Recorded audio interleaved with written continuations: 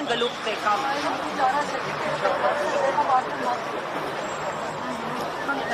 Ինչ իմի եկա։ Գործընթացը գլուխ եկավ, իմի բերեցիք, խոհեք առաջին արդյունքներից, ընդդիմությունը միասնական է փաստացի։ Մենք ունենք այսօր քաղաքական հայտարարության մակարդակում, որ Հայաստան խմբակցությունը հայտարարեց, որ միանում է նախաձեռնությանը, դա իհարկե ուրախացնում բոլորիս տեղեկություն է, բայց հայտարարությունը, չգիտեմ ինչի արեց ոչ թե խմբակցության ղեկավարը, քարտուղարը, այլ պատգամավոր Իշխան Սաղաթելյանը, իսկ ազգային ժողովի կանոնակարգով խմբակցության անունից հայտարարություն անելու իրավունք ունեն միայն խմբակցության ղեկավարը եւ քարտուղարը։ Ես չգիտեմ թե ինչի է ընտրվել այդ ձևաչափը, բայց այնուամենայնիվ բովանդակային իմաստով մենք պետք է ինչ ունենք, որ իրենք հայտեցի պատվերներ նաեւ մեկ այլ իրավական խնդիր կա, որը ես հասկացա, պարոն Սաղաթելյանը ցույց տվեց այն 28 պատգամավորների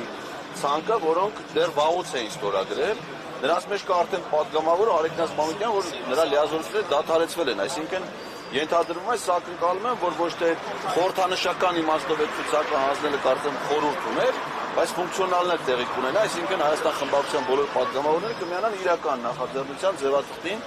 եւ գործընթացը առաջ կգնա։ Մի բան, որ ինձ անկեղծ ասած այդքան տենց դուր չեկավ, դա այն էր, որ այդ Իշխան Սաղաթելյանի ելույթից հետո Հայաստան խմբակցության պատգամավորները դուրս եկան նիստերի դահլիճից, լսումներից եւ այնպես տպավորություններ, որ ահա մենք ձեզ տալիս ենք մեր ստորագրությունների ցուցակը եւ հեռանում։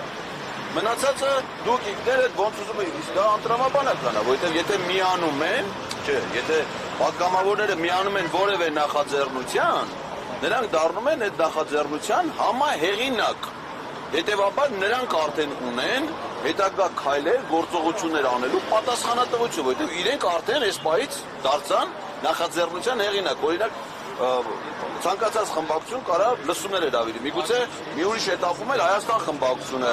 այս թեմայով լսումներ հրավիրի, արդեն որ ասում են աշխատանք քպեական պատգամավորների հետ։ Ո՞վ պիտի անի։ Ես փորձում եմ անել, բայց ինձնից խուսափում են։ Չէ՞ ասենք օրինակ հրապարակումը դուք եք լուսաբանում, այս որ գալիս եմ ընդունելության, փախնում են։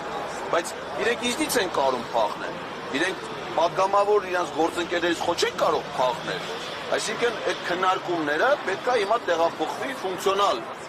դաշտ, նաև այլ խմբակցության ԿՊ-ի, որպեսզի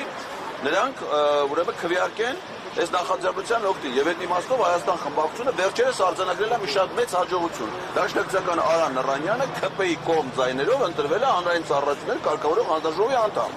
Նշանակում է հնարավոր է դեպք, երբ որ ԿՊ-ի պատգամավորները քվեարկում են դաշնակցականների կամ իրենց նախաձեռնության օգտին, դեպ նախաձեռնությունը պատկանում էր Հայաստան խմբակցությանը։ Այսինքն ես ակնկալում եմ, իհարկե ուրախալի էր այն ինչ որ հիմա մենք տեսանք, այդ իմաստով հաջողություն էր, կարելի է համարել այս լսումների հաջողությունը, որը պետք է լինի շարունակական, այսինքն ասում ենք հաջորդ этаպին, որովհետև ի վերջո մեր նպատակը ֆունկցիոնալ որոշում ունենալն է, իսկ դրա համար պետք է առնվազն 54 կողմ ձայն։ Պարոն Ղազարյան, ես անգամ հիշում եմ դեպարացի չեմ կարող այս պայմաններից վերել, բայց եւ Էդվարդ Շարմազանովը եւ մի շարք անդամներ հանրապետականներից հայտարարում էին, որ միացեք ձեր ստորագրությունները դրեք, մնացածի հետ գործ կնեք, եւ եթե գործընթացը տապալվի, մեր հեղինակությունն է լինելու հարվածը եւ մեր բանն է լինելու հարվածը։ Ես չգիտեմ ով ինչ հայտարարություն արել, ես ասել չեմ կարող պարոն Շարմազանովի տեսակետները մեկնաբանել։ Ես գիտեմ ինչ է ազգային ժողովի կանոնակարգը նախատեսում վարչապետին անվստահության գործընթացի համար։ Անվստահության գործընթաց կարան նախաձեռնեն պատգամավորները, ովքեր միանում են նախաձեռնությանը, դառնում են համահեղինակ։